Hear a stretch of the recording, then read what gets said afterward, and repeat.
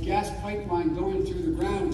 The pipeline was put down in the 1960s. It needs to be replaced and improved because the methane is leaking through. By the way, here's the deal, buddy. What people don't get. It creates millions of new, good paying jobs.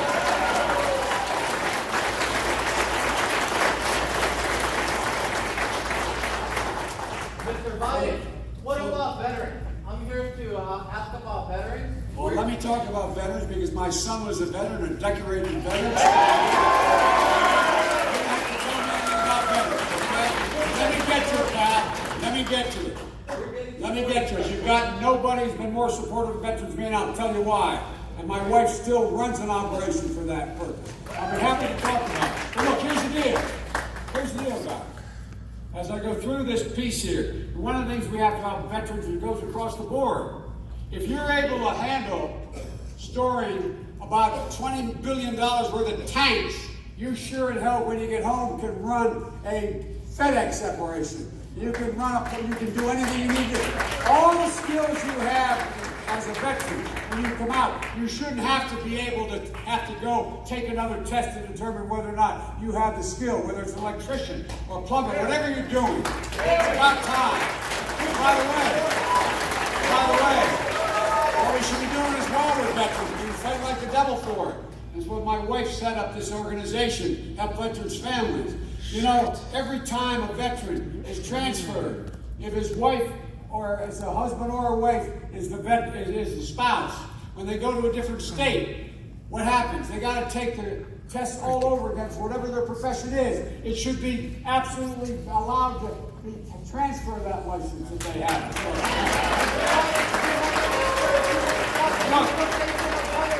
By the way, the other thing we need for veterans. We're getting deported, sir. We need a president that will stop that. Will that be you? Yes, it will, by the way. Anybody who's fought in the United States of America should not be in a position to be deported as a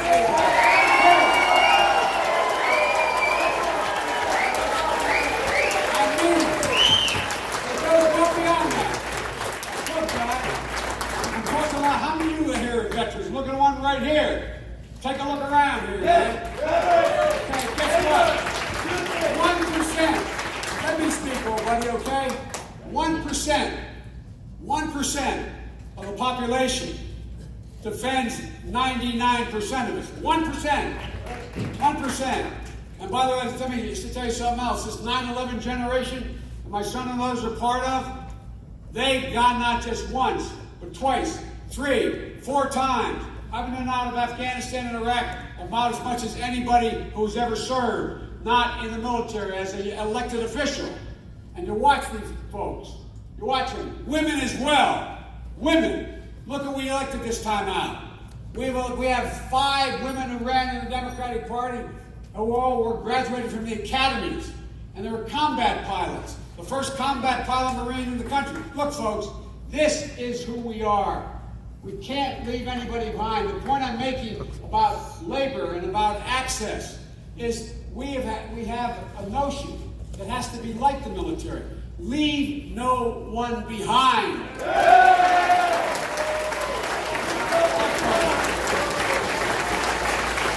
Let me end. I'm making a speech longer than I intended to do because of a good reason. I apologize. But here's the deal, guys. Here's the deal. We're in a situation where, we have the capacity to do so much more. For example, the president asked me to take care of the cancer moonshot. One of the things I found out is that there's a lot we can do by just making sure we change the attitude. The docs begin to share their data and not keep it separate. The fact that we're in a situation where we have to change the mindset. We have to change the culture of how we deal with these things. We have the technical capacity to be able to, we can do in this United States of America 1 billion calculations per second. Imagine what we do if we had every single cancer genome that had been sequenced. And we're able to put it in one place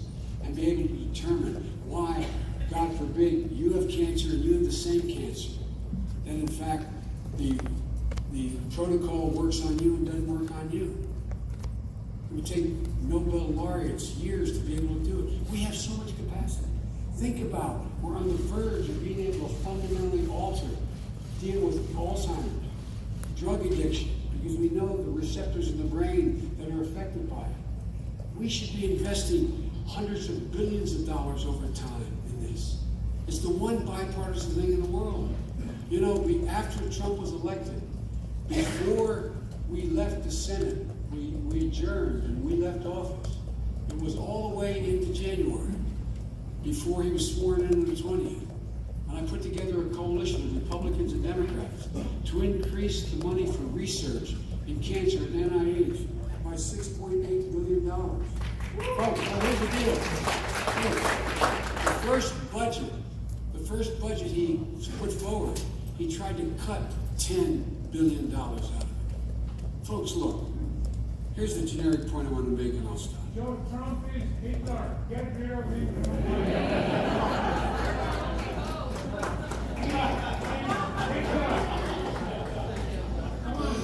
The last thing, I'm not going to stoop down to his level. That's right.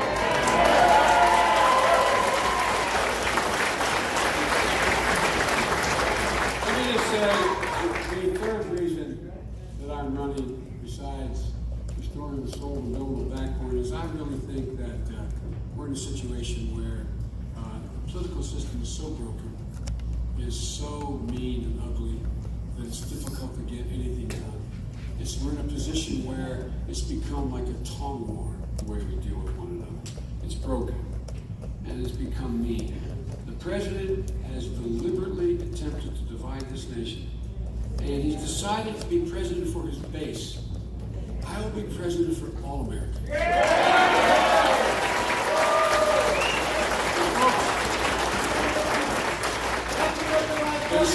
They say we can't negotiate anymore.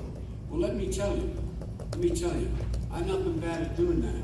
In 2012, when they were going to shut down the government, I was able to negotiate an agreement where we were able to raise $600 billion in taxes for the people whose tax cuts have been the very, very super wealthy. Republicans voted for the first time ever. We were able to get to the point where we're in a situation where, as I said, we're able to get consensus on dealing with research and development. Folks, you know, for all the problems we have, short circuit this, for all the problems we have, I am more optimistic about the chances for the United States of America than I've ever been. Even when I was a 29-year-old kid, they talked about me getting elected to the Senate before I was old enough to be sworn in as a young idealist and optimistic. I'm more optimistic today than I have ever been. If we just get up and remember who in God's name we are. We have the strongest military in the world. We have the largest economy in the world. We're the most vibrant nation in the world. And if we make the right decisions, no one can compete with us. We have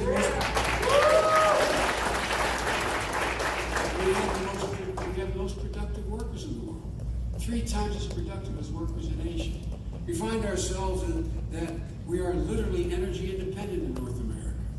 We're in a situation where the United States has more great research universities here in this state and around the nation than all the rest of the world combined. As my wife, the teacher, would say, Google it. Oh, no, I mean it. Every major new fundamental breakthrough, whether it's in medicine or technology or changing life, have come out of those great research universities. They're owned by you. They're funded by you. Whether it's Los Alamos or any other place in the nation, you can name all these places. They're basically out of great research universities. What are we doing? Why are we walking around like, my Lord, how can we get there? What are we going to do? No nation is a match for us. If we just remember who we are, nobody can tear America apart but America. Nobody can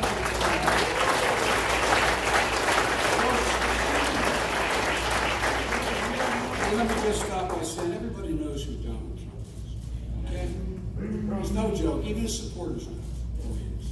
It's not a joke. Everybody knows who he is and what he is. But ladies and gentlemen, it's important we let them know who we are. Folks, I choose hope over fear. I choose unity over division. I choose truth over lies.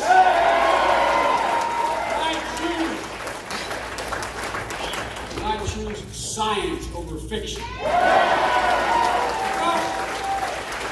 Time we pick up our heads, under whose Lord's name we are. This is the United States of America. Not a thing we cannot do.